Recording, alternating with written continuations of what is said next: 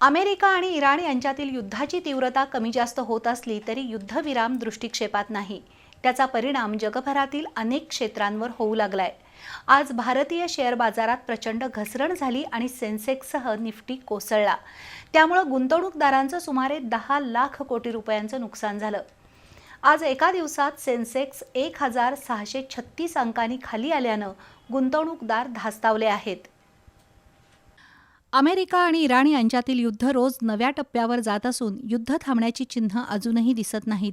त्यामुळे जागतिक स्तरावर ऊर्जा टंचाई निर्माण झाली असून महागाईची वाढ सुरू झाली आहे. त्याचा फटका जगभरातील शेअर बाजारांना बसतोय. आज दिवसभरात भारतीय शेअर बाजार गडगडला.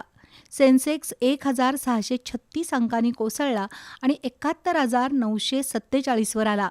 तर निफ्टी 2.14% म्हणजेच 488 अंकांनी घसरून 22,331 वर बंद झाला. पॉवर ग्रीड वगळता सेन्सेक्समधील सर्व शेअर्स लाल रंगात बंद झालेत.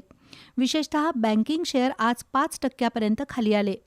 Bajaj finance, Indigo, SBI, axis bank, HDFC bank, ICICI bank हे शेअर्स गडगडले.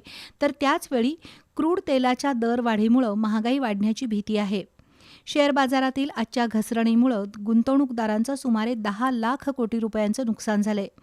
दुसरीकडे भारतीय रुपयानं आज नीचांकी पातळी गाठली. डॉलरच्या तुलनेत भारतीय रुपया 95 रुपये 22 पैशांवर गेलाय. साहजिकच अर्थक्षेत्रातील जाणकार चिंता व्यक्त करत आहेत.